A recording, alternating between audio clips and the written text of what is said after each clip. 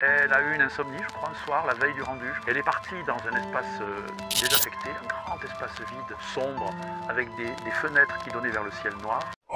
Si on prend l'exemple d'une jeune étudiante qui finissait sa licence en design à Django Meiyuan, elle avait déjà suivi dans son école chinoise un cursus de très bonne qualité, très diversifié, avec des projets collectifs, des projets individuels, une maîtrise technique. C'était déjà une étudiante très bien formée, mais aussi très sensible, qui maîtrisait déjà bien l'anglais et qui s'est complètement immergée dans l'apprentissage du français. Pour moi, c'était un grand plaisir de travailler avec cette étudiante. Et quand, par exemple, je lui ai proposé un workshop à partir de projets déjà réalisés, puisque je leur ai proposé à chacun un workshop qui leur permettait de rassembler des travaux déjà existants et d'aller plus loin, de les approfondir. Par exemple, elle était arrivée à une question conceptuelle entre une fenêtre et un miroir. Comment une fenêtre peut faire face à un miroir? Quelle est la réalité comparée entre une fenêtre et un miroir? Je trouvais ça au niveau conceptuel et symbolique à la fois très simple et très intéressant. Elle a eu une insomnie, je crois, un soir, la veille du rendu. Elle est partie dans un espace désaffecté, un grand espace vide, sombre, avec des fenêtres qui donnaient vers le ciel noir, et elle avait emporté un miroir. Elle a fabriqué un film très improvisé avec ce concept de face à face de la fenêtre et du miroir, et en racontant son expérience personnelle. Et là,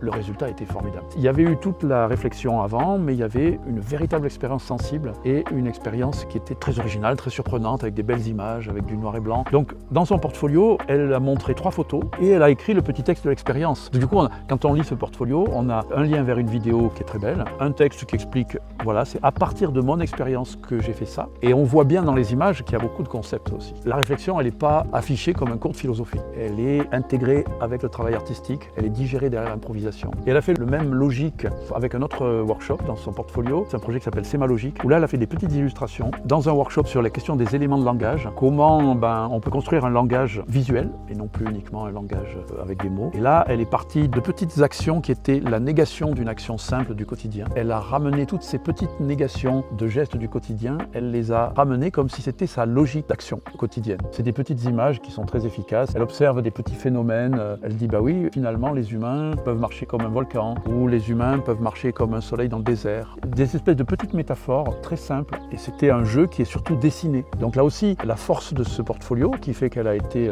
reçue dans beaucoup d'écoles d'art, c'est de montrer qu'elle a du savoir, qu'elle a des concepts, qu'elle a de la technique, mais de le montrer digéré dans les dessins eux-mêmes, digéré dans 3 phrases qui expliquent le projet. Cette efficacité de synthèse des principales idées dans la forme, c'est vraiment très apprécié parce que les jurys des différentes écoles qui ont vu son portfolio se sont dit « Ah oui, là une étudiante qui maîtrise le passage du concept à la forme ». On voit bien qu'il y a le processus, on voit bien qu'il y a les références, on voit tout, mais on le voit. On n'est pas obligé de le lire comme si on était un jury un peu idiot qui a besoin qu'on lui explique tout. Avec les professeurs de Yart, on a beaucoup donné de conseils dans ce sens-là. Quand on a justement une étudiante comme elle, qui a déjà des compétences de design et l'envie de les élargir, c'est vrai qu'il y a le choix entre plusieurs départements de design ou ateliers de design dans différentes écoles, donc ils vont être pas trop éloignés de sa spécialité, et puis des ateliers et des départements assez distants. On a parlé du département de communication graphique à Strasbourg, alors que c'est assez loin de sa formation, parce qu'on sait que dans ce département, ils sont très curieux, non pas des spécialistes de la com-graph, mais des gens qui, tout en maîtrisant les outils de base, arrivent avec un background culturel et d'expérience artistique très large. Donc c'est vrai qu'elle correspondait très bien à ça. Après, par exemple, le film qu'elle a fait, dont je parlais, dans une soirée d'insomnie pour faire le face-à-face entre une fenêtre et un miroir, ça correspondait très bien, par exemple, à l'atelier de design de Lyon, qui est un atelier de design d'espace très conceptuel. Bon, il y a aussi des enseignantes de cet atelier qui ont travaillé à Yart. Mais ça veut dire qu'avec le même portfolio et cette même personnalité qui transparaît bien dans son portfolio, elle peut aussi bien séduire un atelier de com-graph qu'un atelier de design d'espace.